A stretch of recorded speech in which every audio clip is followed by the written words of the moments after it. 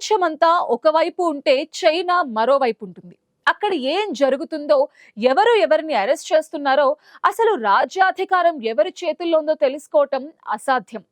China చుట్టూ ఉన్న ఆ అభేద్యమైన గోడను దాటి వార్తలు బయటకు రావడం అంటే అది మామూలు విషయం కాదు. గడిచిన కొద్ది రోజులుగా బీజింగ్ నగరంలో ఏదో ఒక పెను తుఫాను ముందుండే నిశ్శబ్దం అలుముకుంది అని అంతర్జాతీయ మీడియా కోడై కూస్తోంది. ముఖ్యంగా పశ్చిమ బీజింగ్ లోని అత్యంత కీలకమైన జింగ్సీ హోటల్ కేంద్రంగా జరిగిన కొన్ని పరిణామాలు ఇప్పుడు ప్రపంచ దేశాల నిఘా వర్గాలను ఉలిక్కి పడేలా చేస్తున్నాయి. కెనడాలో నివసిస్తున్న ప్రముఖ చైనా రచయిత్రి షెంగ్ షూయే సోషల్ మీడియా వేదికగా వెల్లడించిన వివరాలు చైనాలో అంతర్గతంగా చెలరేగుతున్న కుట్రలను బట్టబయలు చేస్తున్నాయి.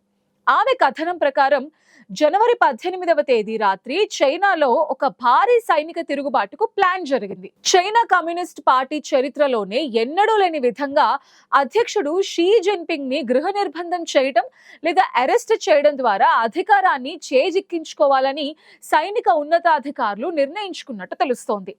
ఈ వార్తలు వినడానికి సినిమా కథలా అనిపించిన చైనా మీడియాపై ఉన్న కఠిన నియంత్రణల దృష్ట్యా ఇక్కడ జరిగే ప్రతి చిన్న కదలిక కూడా ఒక భారీ విస్ఫోటనానికి సంకేతంగా భావించాల్సి ఉంటుంది. జింగ్సీ హోటల్ అనేది సామాన్యమైన ప్రదేశం కాదు. అక్కడ చైనా అగ్రనేతలు రహస్య సమావేశాలు నిర్వహిస్తూ ఉంటారు. అటువంటి ప్లేస్ లో సైనిక కదలికలు పెరగడం, కాల్పులు జరగడం అంటే అది చైనా రాజకీయాల్లో ఒక భూకంపం లాంటిదే. ఈ సమాచారం సోషల్ మీడియా ద్వారా లీక్ అయినప్పటికీ చైనా అధికారిక యంత్రాంగం దీనిపై మౌనం వహించటం అనేక అనుమానాలకు తావిస్తోంది. అసలు ఆ రాత్రి ఏం జరిగింది? షీ జిన్పింగ్ ని అంతమొందించాలని చూసింది ఎవరు?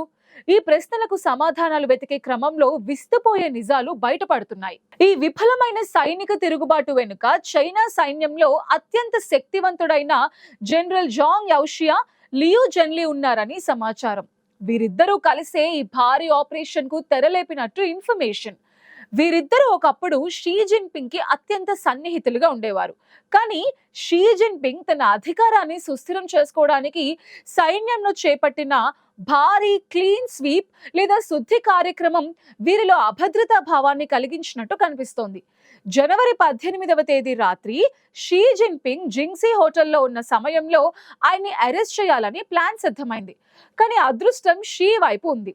ఆపరేషన్ ప్రారంభానికి కేవలం 2 గంటల ముందే ఈ కుట్రకు సంబంధించిన సమాచారం షీ జిన్పింగ్ కి లీక్ అయింది. దీంతో ఆయన క్షణాల్లో అక్కడి నుండి తప్పించుకుని రహస్య ప్రదేశానికి చేరుకున్నారు.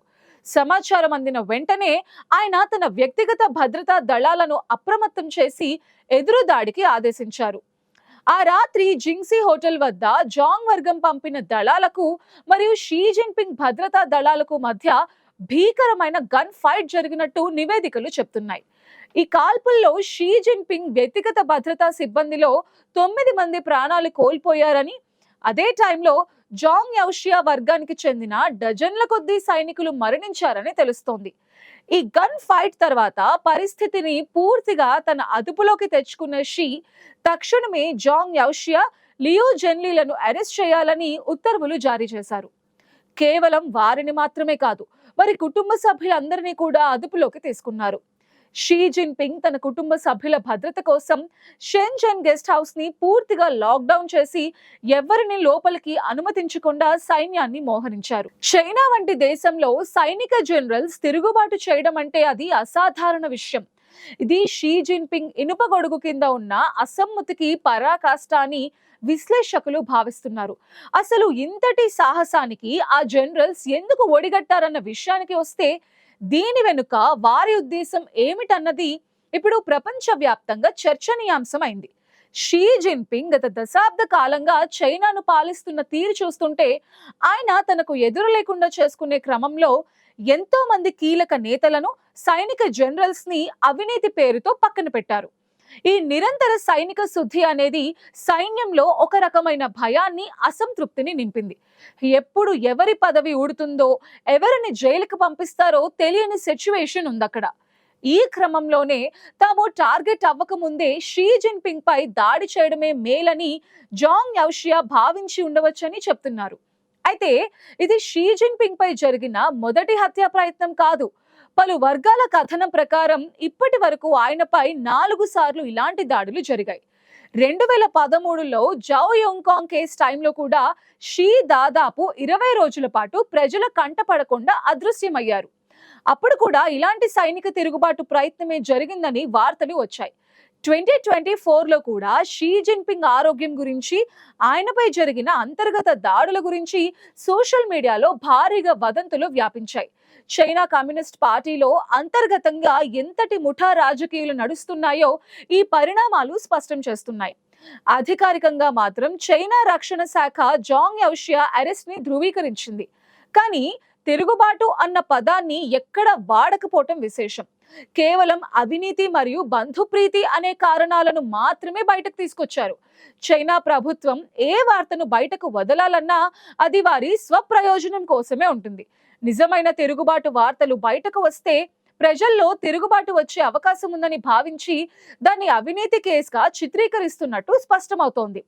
ప్రస్తుత పరిస్థితులను బట్టి చూస్తుంటే చైనా ముందు ఇప్పుడు 2 దారులు మాత్రమే కనిపిస్తున్నాయి. మొదటిది, షీ జిన్పింగ్ తన అధికారాన్ని మరింత క్రూరంగా మార్చుకోవటం. అంటే తనపై తిరుగుబాటు చేసిన వారిని, వారికి మద్దతుగా ఉన్న ప్రతి ఒక్కరిని నామరూపాలు లేకుండా చేయడం ఒకటి. జీవితాంతం నిరంకుశంగా పాలిస్తూ పోవడం రెండవది.